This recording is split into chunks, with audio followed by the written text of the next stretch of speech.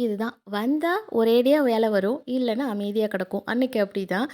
Organic henna வந்து தீபாவளி ஆர்டர்ஸுமே இருந்தது. அது ரெடி பண்ற வேலை இருந்துச்சு. அதே சமயத்தில பிராக்டிஸ் கோனுக்குமே ஆர்டர் இருந்தது. காலையில எல்லாத்தையுமே ரெடி பண்ணி முடிச்சுட்டு, கோன் இது பண்ணது எல்லாம் ஸ்டாக்கின்ஸ் எல்லாமே வாஷ் பண்ணுறதுக்கு எடுத்து வச்சுட்டு, தனித்தனியா எல்லாமே ஃபில் பண்ணி டிஸ்பேட்ச் பண்ணியாச்சு. அதுக்கப்புறம் வந்து ஆர்டர்ஸுமே இருந்தது. அதுக்குள்ள கோனுமே ரெடி பண்ணி ஃப்ரீசர்ல ஸ்டோர் பண்ணி வச்சுட்டு, அப்பாடான்னு அடுத்த வேலைய ஸ்டார்ட் பண்ணியாச்சு. அன்னைக்கு ஸ்பெஷல் என்ன லஞ்சுன்னு பார்த்தீங்கன்னா, கத்தாழ கருவாட்டுல பத்தியானம் செய்யணும் அப்படின்னு உம்மா சொல்லியிருந்தா. இது புள்ள பெத்தவங்களுக்காக ரெடி பண்ணுறது. அது எல்லாமே நம்ம நார்மலாவே சாப்பிடலாம். ஏன்னா உடம்பு வலிக்கு ரொம்ப நல்லது. வயிறு புண்ணு எல்லாத்துக்குமே நல்லது இந்த பத்தியானம்.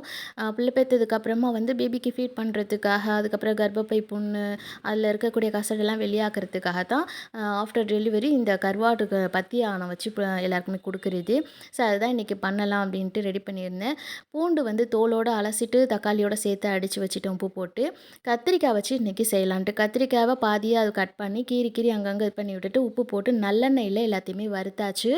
வறுத்ததுக்கப்புறமா ஆணம் கூட்டி ரெடி பண்ணணும் இல்லையா, அதுக்கு தக்காளி அடித்து வச்சுருந்தது இது பண்ணிவிட்டு மிளகு ஜீரகம் சேர்த்து மிக்ஸ் பண்ண பொடி அது 1 ஸ்பூன் அளவுக்கு போட்டுட்டு கொத்தமல்லி தூள் வீட்டில் அரைச்சி வச்சிருந்த தூள் இருக்கு இல்லையா, அது மஞ்சள் தூள் போட்டு ரெடி பண்ணியாச்சு. இதுக்கு புளி கிடையவே கிடையாது, தக்காளி தான் இதுக்கு.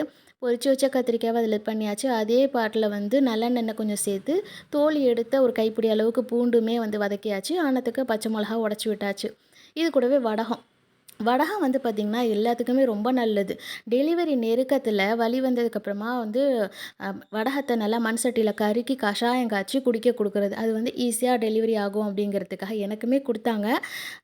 அது ஸ்டோரியெல்லாம் அப்புறம் பார்த்துக்கலாம். இப்போ வந்து ரெசிபிக்குள்ளே வந்துடலாம். ஆன கொதிச்சதும் கருவாட்டும் கருவேப்பிலையும் போட்டு மூடியாச்சு. அதுக்கப்புறம் கொஞ்சம் நேரம் சிம்ல வச்சதுக்கப்புறமா லாஸ்ட்டாக மிளகுத்தூள் இடிச்சு விட்டு லேசாக ஸ்ப்ரெட் பண்ணி விட்டுக்கணும். அப்போ வாசனை இன்னும் நல்லாயிருக்கும். ஸோ கருவாட்டு பத்தியானம் இப்படி தான் எங்கள் வீட்டில பண்ணுறது. நல்லா இருக்கும். கண்டிப்பாக ட்ரை பண்ணி பாருங்க. அதுக்கு தொட்டுக்க வந்து கருவாட்டு பொரியல் தான். அதே கத்தாழ கருவாடு தான். கழனில அலசி ஊற வச்சு எடுத்தனால உப்பு கம்மியா போயிடும். அதுக்கப்புறம் உப்பு சேர்த்து கொஞ்சம் நல்லா பொரிஞ்சதுக்கப்புறமா மஞ்சத்தூள், மிளகாத்தூள் போட்டு லாஸ்ட்டாக பெரட்டி விட்டுக்கணும். இல்லாட்டி கருகுன வாசம் வரும். ஸோ கருவாட்டு பத்திய குழம்பு கத்திரிக்காய் வச்சு ரொம்ப நல்லா வந்திருந்தது மண் சட்டியில. அதுக்கு தொட்டுக்க நார்த்தங்காய் அச்சார். இதில வந்து சுட சுட கருவாட்டானத்த ஊற்றி ஊற வச்சு நல்லா மசிச்சு தொட்டுக்கிட்டு அவ்வளோ சூப்பராக இருக்கும். கீரை சாருக்கு இந்த ஊறுகாய் வந்து ரொம்ப நல்லாயிருக்கும்.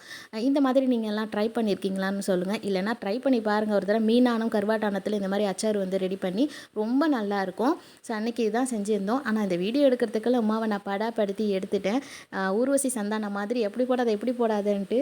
ஸோ எப்படியோ ஒரு வழியாக பத்தியானம் ரெடி ஆகிடுச்சு. அடுத்த விளாகில் பார்க்கலாமா?